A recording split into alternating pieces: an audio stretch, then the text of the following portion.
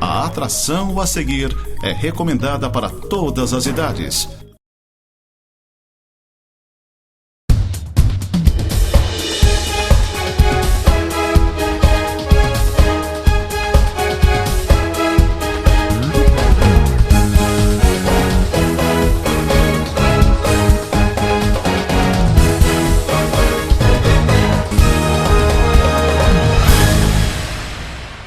Muito bem, amigos, cá estamos nós de volta com mais uma edição do Tema Livre. Estou sozinho, mas temos muitos assuntos para trazer a vocês. Vamos falar de segurança em Santa Catarina, vamos falar de política, entre outros assuntos. Um abraço ao Céu, que sempre me acompanha aqui nos bastidores. Por falar em segurança, Céu, uma boa reportagem foi noticiada esta semana, falando de que Santa Catarina é o estado mais seguro do Brasil. Também a capital, Florianópolis, lidera este ranking com os melhores índices de segurança no país. Muito bacana, pois Santa Catarina, então, tem sido notícia nesse campo e destaque no ranking anuário das cidades mais seguras do Brasil deste ano de 2024. O levantamento diz que o estado como sendo o mais seguro do país é o Santa Catarina, e a capital, Florianópolis, então, liderando a lista entre as capitais do Brasil como a mais segura. Também outros municípios tiveram destaque em segurança, como Jaraguá do Sul, Blumenau, Brusque, Palhoça, enfim, aparecem entre os 30 municípios mais seguros. Está aí um belo de um registro, Céu. Santa Catarina, então, aparece em primeiro como o estado mais seguro do Brasil, num índice de segurança que é determinado pelo cálculo de taxa de assassinatos a cada 100 mil habitantes. É uma forma de medição utilizada, então, em escala mundial. Vejamos, então, o estado tem a taxa de 9,2 homicídios a cada 100 mil habitantes. São Paulo, já um pouquinho maior, 10,5, aparece, então, em segundo lugar. E o Distrito Federal, 14,3, aparecendo em terceiro. Este estudo leva em conta os dados do Instituto Brasileiro de Geografia e Estatística, o IBGE, e também do Ministério da Saúde. Já no ranking das capitais mais seguras, quem está no topo, então, é Florianópolis, 10,0 em termos de 100 mil habitantes ali e tal, índices de mortes. O pódio é formado também por São Paulo, 11,8, Brasília, 14,3. E esse estudo aponta ainda 30 cidades mais seguras do Brasil de maneira geral, e por isso, então, traz cidades de Santa Catarina como Jaraguá, Blumenau, Brusque e Palhoça muito bem colocadas. Lages não entrou nesse circuito, mas a gente sente que Lages também tem uma segurança muito boa nesse sentido, nesse quesito. Está aí um bom registro que a gente precisa colocar até vocês. Uma outra questão, que é, na verdade, apenas uma notícia, uma informação, é de que a Celesc passa a cobrar por recarga em eletropostos. Então, quem tem carro elétrico agora vai ter que pagar, porque o tempo em que ficou sem pagar, sempre gratuitamente, 10 anos mais ou menos, em Santa Catarina, esse tempo acabou, né? A partir do dia 23 de setembro agora, a Celesc, então, vai começar a cobrar pelo uso das estações que estão espalhadas pelo estado de Santa Catarina, o uso da recarga de veículos elétricos pelo estado. Então, são quase 10 anos que isso vem acontecendo num serviço gratuito, e agora, segundo o argumento da empresa de eletricidade em Santa Catarina, visa garantir a manutenção e a expansão de um dos maiores corredores elétricos do Brasil e promovendo, sim, a disponibilidade e a confiabilidade das estações de recarga.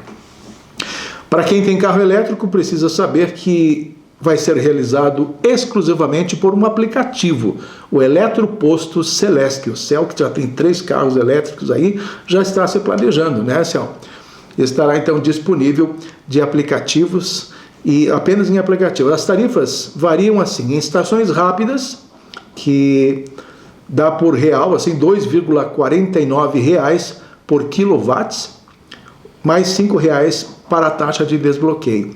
E as estações semi-rápidas, R$ 2,19 por quilowatts e R$ 2,50 a taxa de desbloqueio. Isso, na verdade, para quem tem um carro então que consome uns 40 quilowatts, vai custar na estação rápida uns R$105 aproximadamente, né, para a recarga total.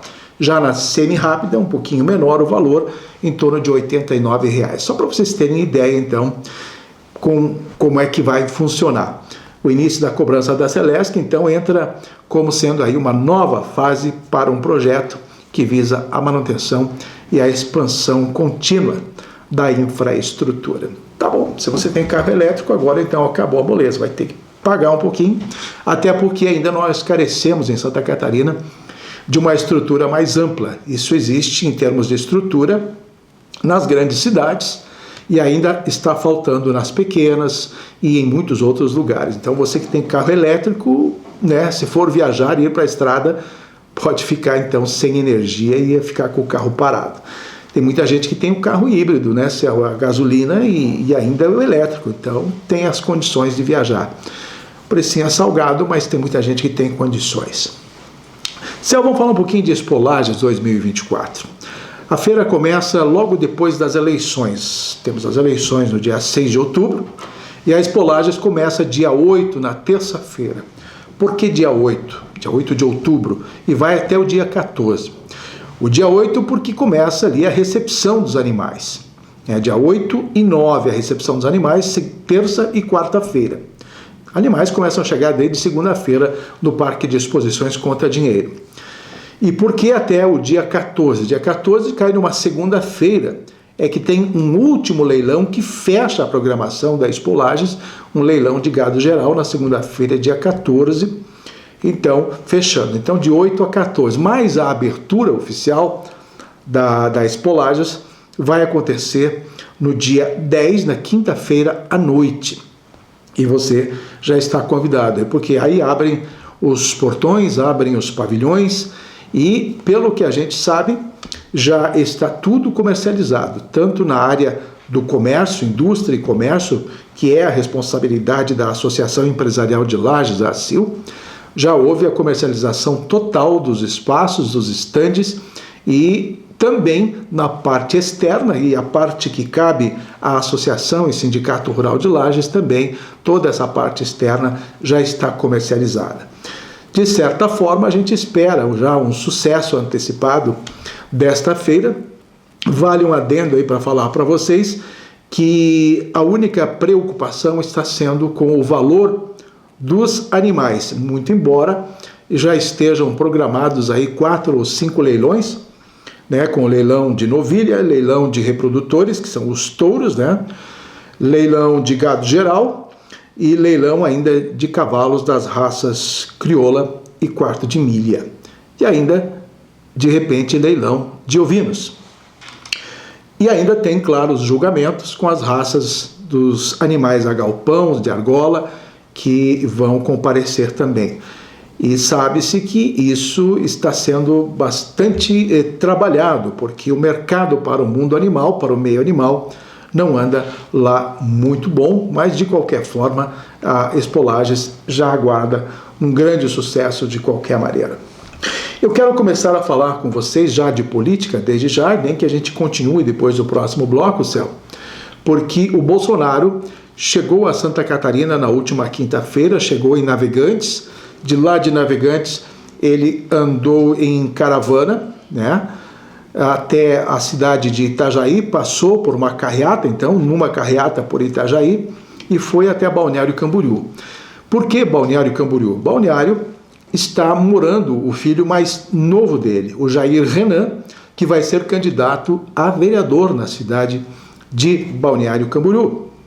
E lá, então, ele vai mais precisamente para poder dar um impulso na campanha do menino, quer ver o garoto sendo eleito vereador na cidade de Balneário Camboriú, e vai também tentar dar um apoio para o candidato que é do PL, um jovem comunicador, o Peter Grando, que não está tendo lá uma boa campanha, porque a filha de Leonel Pavan, do ex-senador, ex-governador Leonel Pavan, do PSD, a Juliana, ela está muito bem nas pesquisas, muito bem cotada e provavelmente deverá vencer as eleições na cidade de Balneário Camboriú. Então, essa é uma missão que Bolsonaro dificilmente vai reverter, mas não vai deixar de pedir o voto para o candidato do PL em Balneário Camboriú.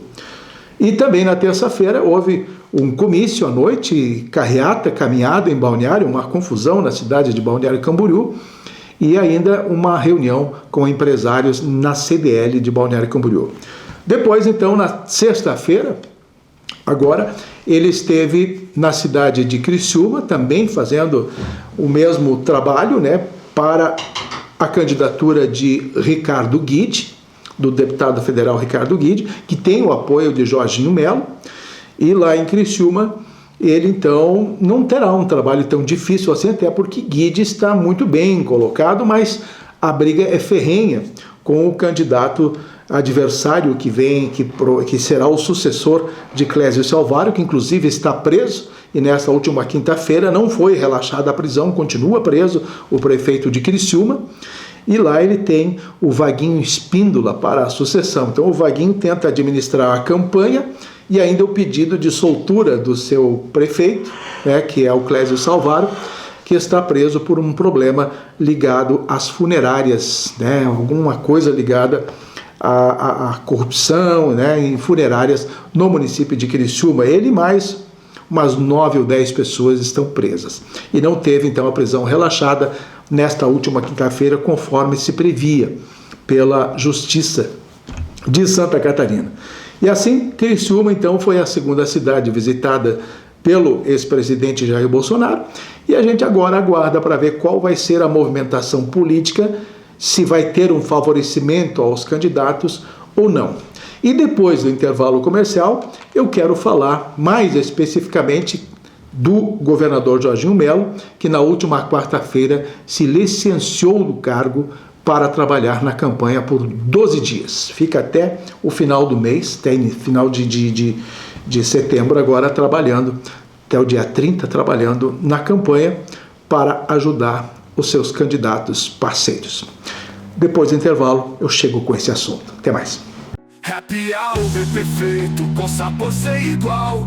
Hambúrguer gourmet, porções sensacional. Aqui é o melhor lugar. Shopping gelado na medida, você vai adorar. Casa de vó e Burger Time. O sabor que te conquista é aqui o seu lugar.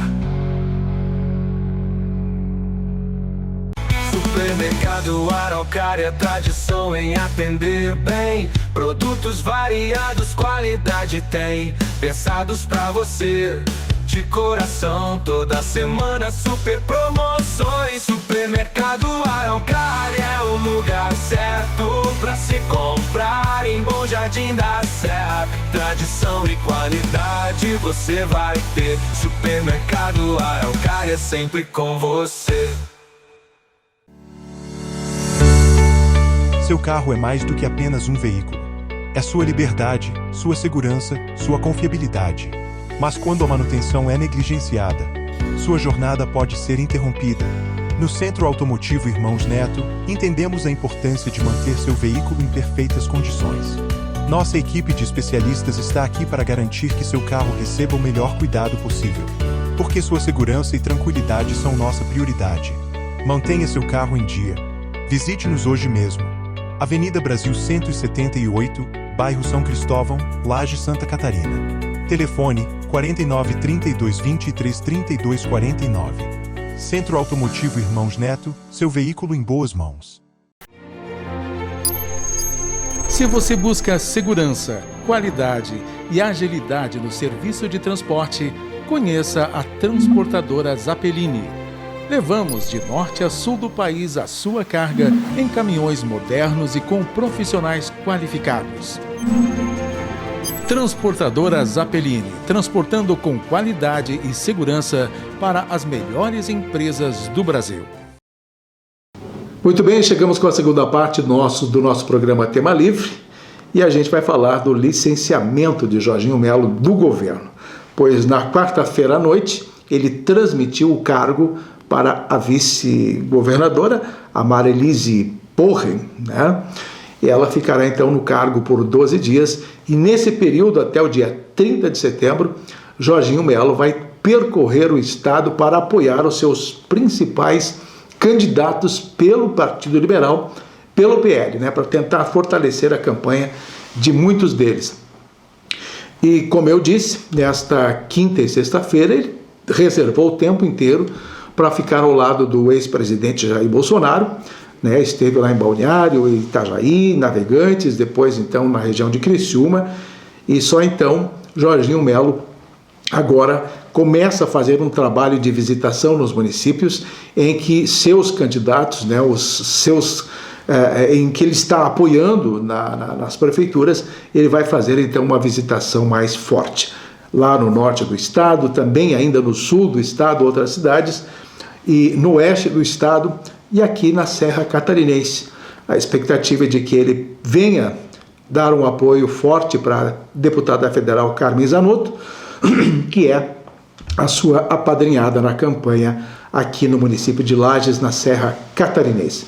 Então, logo, logo, Jorginho Melo estará batendo por aqui e vai permanecer não sei quantas horas ou quantos dias acompanhando a campanha de Carmen Zanotto, fortalecendo o trabalho dela. Por falar em Carmen Zanotto, eu quero entrar na questão do primeiro debate que ocorreu no município de Lages, com a participação de 4 candidatos, entre eles, claro, a Carmen Zanotto, do Cidadania, Lio Marim, do União Brasil, Eliseu Matos, do MDB, e também Cláudia Bratti, do PT. O candidato do PCO, o Leandro Bragnolo, não compareceu porque nem foi convidado. A gente, sinceramente, nem sabe onde anda esse candidato, eu não sei onde ele está fazendo campanha.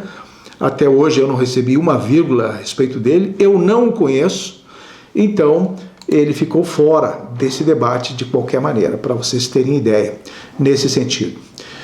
Esses encontros da NSC estão sendo transmitidos via YouTube, não é pela televisão, deverá fazer apenas um debate aberto na capital, em Florianópolis, no último dia liberado, se não me engano é dia 4 de outubro, deverá fazer um debate lá na capital, Florianópolis, com os candidatos da capital.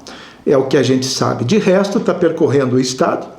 A semana teve debate lá na cidade de Joaçaba, na terça-feira.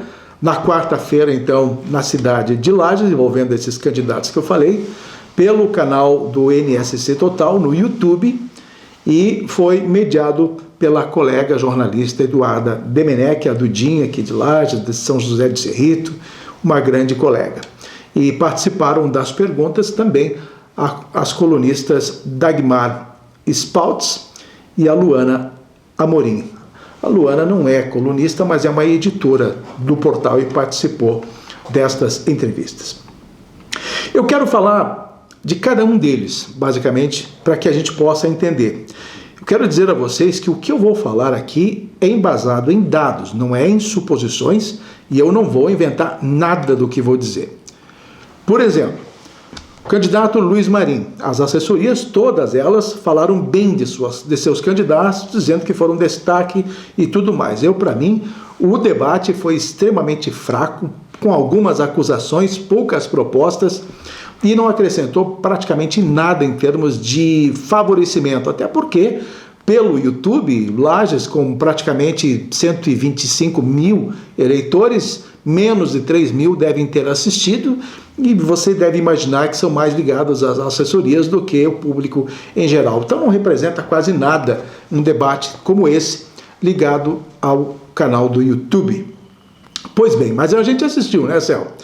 Como eu ia dizendo, quero falar desses candidatos. Luiz Marim, do União Brasil. Luiz Marim é o parente do Lio Marim, né?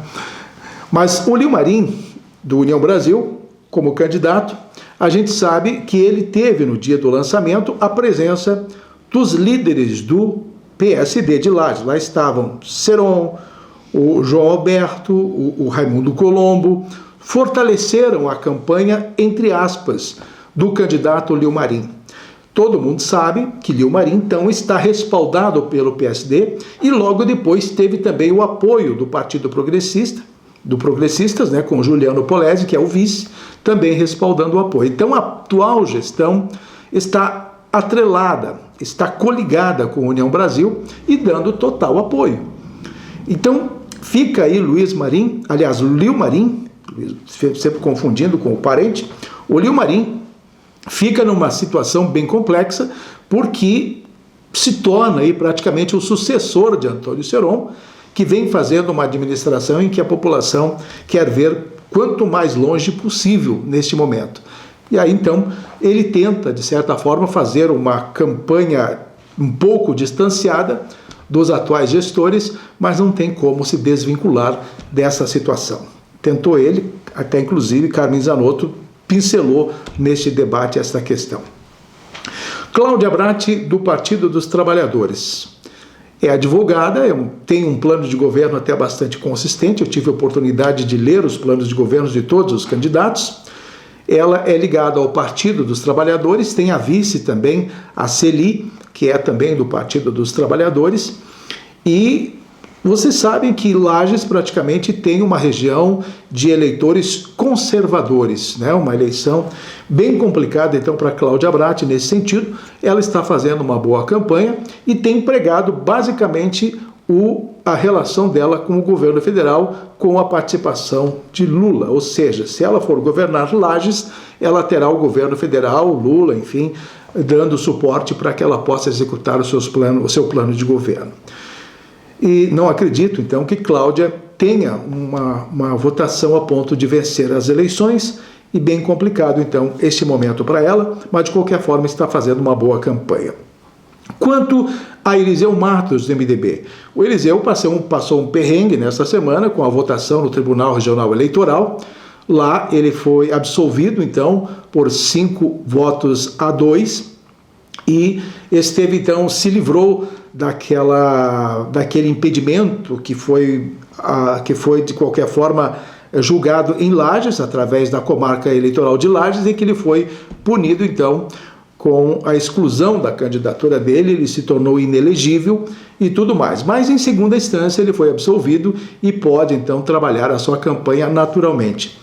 No entanto, Eliseu Matos ainda tem um processo na Vara Civil que é ligado àquele problema lá de 2014, naquela operação Águas Limpas, em que o GAECO acabou então desvendando aquela história toda. Eliseu esteve preso naquela época por causa disso, e o processo então acabou voltando para a Vara Civil e ele foi condenado no mês de julho, vocês devem estar lembrados, pela Vara da Fazenda e também pela Justiça, de que ele tem então esse impedimento de qualquer forma para a sua vida futura, e ele não atrapalha de qualquer forma a sua candidatura, vai continuar, porque ele não está impedido, ele não está condenado apenas em primeira instância em função daqueles problemas envolvendo a Semasa na Operação Águas Limpas. Então ele não está livre definitivamente desse problema, mas não tem impedimento para que ele seja candidato pelo MDB. Carmen Zanotto, ela foi questionada por ser deputada federal e que muita gente gostaria que ela permanecesse no cargo, né? Carmen Zanotto teve uma participação muito forte como deputada federal, trazendo recursos de emendas parlamentares, muitos milhões para a Serra Catarinense, e tem muita gente aí que não gostaria que ela deixasse o cargo de deputada federal para que continue trazendo as emendas parlamentares para a Serra Catarinense e para o município de Lages. Então ela foi questionada nesse sentido, que deveria ficar como deputada federal, mas nada desabona a conduta de Carmen Zanotto, que apenas tem o interesse de trocar de espaço na vida política, né? Se ela é deputada federal, quer ser prefeita na cidade de Lages, em algum momento ela tem que romper com algum passo político dela, né? Aí as pessoas ficaram criticando ela nesse sentido, que deveria ficar como deputada federal e tudo mais, e não vir como candidata a prefeita da cidade de Lages. Então esse é o único ponto que complica um pouquinho a posição dos candidatos adversários, mas Carmen soube justificar as razões, porque ela disse que todas as emendas que ela envia para a região serrana, para Lages principalmente, não são aplicadas devidamente. Então não adianta ela ficar mandando emendas, seus recursos não são bem aproveitados. Então esta é uma situação, e agora cabe ao eleitor. Carmen ainda tem o apoio do governador Jorginho Melo, enquanto que os outros candidatos têm outros tipos de apoio, mas a gente não sabe como. Eliseu Matos, eu não sei a quem vai recorrer. Lilmarim também não sei a quem vai recorrer de qualquer forma, vai buscar apoio do Estado, caso ele se eleja. O governo também não vai fechar os olhos para Lages nesse sentido. Isso é a mesma questão para Eliseu Matos. Cláudia Bratti só fala em apoio do governo federal, nem fala na questão do governo do Estado, porque a linha é extrema, né? Uma é ideológica voltada para os progressistas e o Jorginho Melo para os liberais. Enfim. E para a gente fechar, o Leandro Brugnago, como eu falei antes, do PCO, do Partido da Causa Operária. Ele é um partido de extrema esquerda, mais a esquerda ainda mais extremo que o próprio PT, e lida basicamente com o propósito de apoiar o trabalhador na vida do dia a dia na cidade, né? Trabalha pela causa operária, trabalhador, funcionalismo, valorização dessas pessoas no campo de trabalho e tudo mais. E o projeto dele, então, está voltado nesse sentido, com a participação popular do trabalhador. Não conheço o Leandro Brugnago, não o vi nenhuma vez ainda nesta campanha. Ele praticamente não aparece, nem uma vírgula, como eu já falei, eu recebi em termos de texto ou de informação a respeito dele, e eu não sei onde é que está esse candidato. De qualquer forma, está por aí. Ele nem aparece, inclusive não foi nem convidado para o debate da NSC. E por falar em debate, para a gente encerrar, no dia 1º terá mais um debate na rádio RC7, né? E no dia 3 de outubro, na ACIL, a Rádio Clube, então, fecha esse ciclo de debates com os candidatos da Prefeitura para a Prefeitura de Lages. E aí, então, nós esperamos o dia 6 de outubro, né? A partir das 8 horas da manhã, para a gente votar, fazer o plim-plim. Tá bom, minha gente? Um grande abraço para vocês. Encerramos aqui o nosso programa Tema Livre. E na próxima semana, se Deus quiser, a gente está de volta. Um abraço.